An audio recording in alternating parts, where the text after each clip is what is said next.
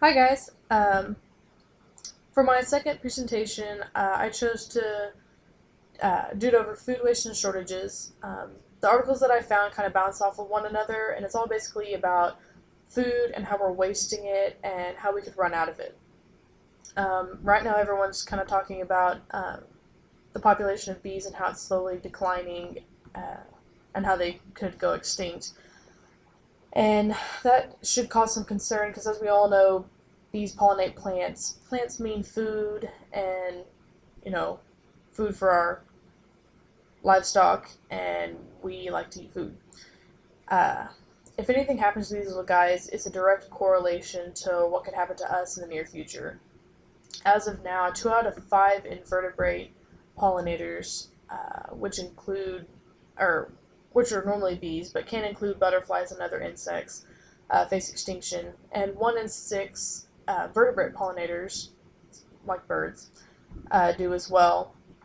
The article goes on to state that they aren't certain who's to blame because there's too many factors such as global warming, pesticides, disease, and what the article like to call quote unquote so-called habitat loss. And to put it plainly, one of the authors said, everything falls apart if you take pollinators out of the game. If we're going to feed the world in 2050, pollinators are going to have to be a part of that. Another article I read projected that by 2050, the world's population will be around 9 billion, and we would need to produce 50% more food than we are right now. But with climate changing, crops would be cut by 25%. With that and our pollinator friends being taken out, it's not looking too good for us. The last article I read talks about food waste in grocery stores. It stated that every year in the U.S., 1/3 of all the food that is produced, which is around 133 billion pounds of food, 1/3 of that gets thrown out.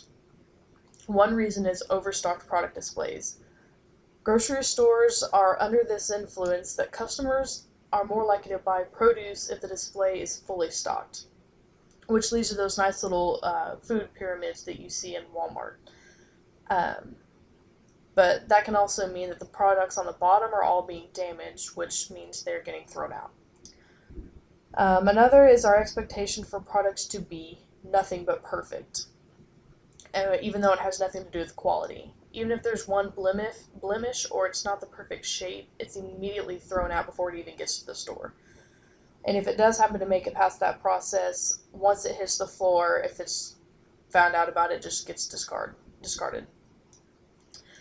Um, and then there's sell-by dates. Most consumers and some sellers have no idea what expiration dates, sale-by dates, use-by dates, or best-by dates mean.